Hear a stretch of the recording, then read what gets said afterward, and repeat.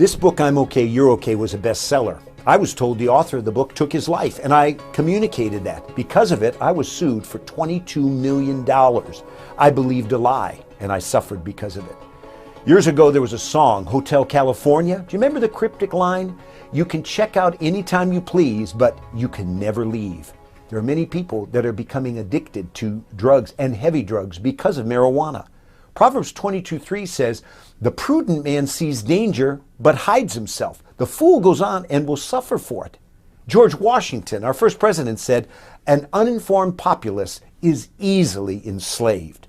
Let's look at these reasons. Number one, don't be misinformed.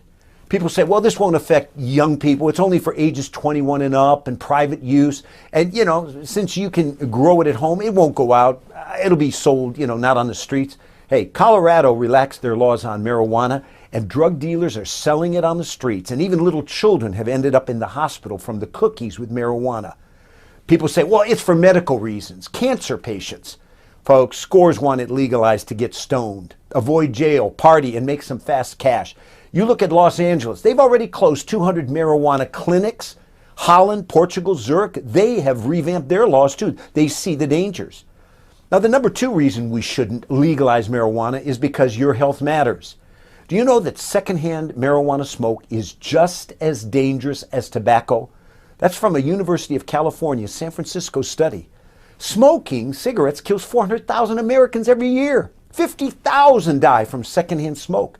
Cigarette smoking cuts lives short by an average of 13 years. Now, Joseph Califano, the head of the National Center on Addiction and Substance Abuse, says that marijuana is definitely a dangerous drug that is addictive and adversely affects the motor skills of users, as well as produces serious damage to a person's brain over the long term. Think of THC, the primary component. Today, it's 8 times more potent than just 2 decades ago. An addiction psychiatrist wrote in the New York Times, a liberal paper, quote, "I've spent 25 years as a doctor treating drug abusers. They're excellent con artists. Marijuana activists use phony science. For years, they claimed pot was good for glaucoma and never apologized when the research found it could actually make glaucoma worse. They still insist weed isn't addictive, despite every addiction medicine society saying it is. They've even produced their own flawed scientific studies, supposedly proving medical marijuana laws don't increase use among teens, when almost all the evidence says just the opposite. It sends the message that weed is harmless. Even the research shows that teens who use it regularly do worse in school, are twice as likely to drop out, and earn less as adults. Teenage use has been shown to permanently lower IQ."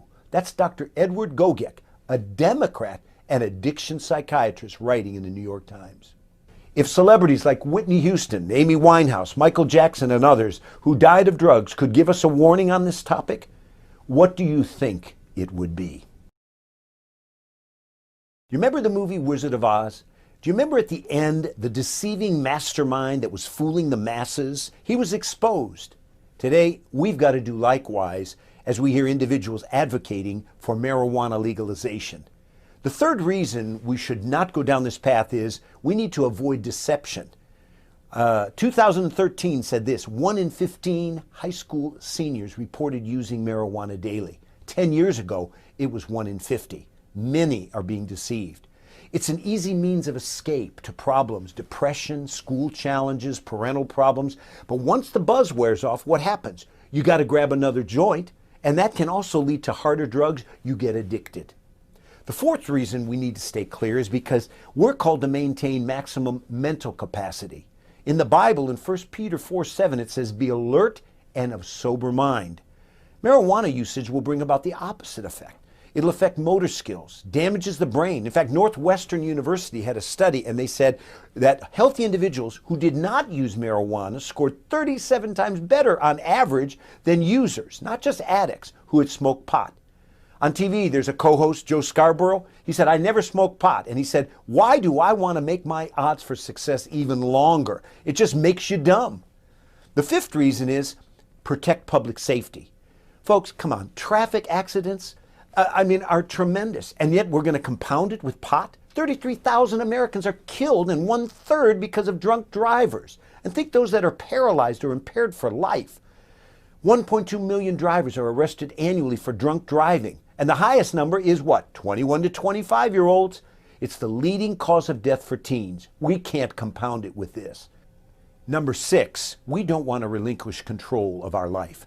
A man who works with hundreds of young people delivered from addiction said this, quote, "Our experience is that marijuana is a gateway drug." He says half of the young people admit they went on to harder drugs, but where did they start? With marijuana. Number 7, we need to be responsible and care for our children and our grandchildren. Let me give you a quote. 1 in 6 youth who try marijuana before the age of 18 will either abuse it or become addicted. That's from the National Institutes of Health. I want to end by saying there's a tremendous documentary I saw called Narco Cultura. It deals with Juarez, Mexico, where in the movie they talk of 3,500 homicides in a year, and yet a few miles over the border is El Paso, 5 homicides. What's the difference? Well, one has become a drug-infested cesspool. A passionate woman in the end of this documentary cries out, says that marijuana is bad and drugs are bad and Mexico is being destroyed unless we change. She gives us that warning. May we heed it in the United States.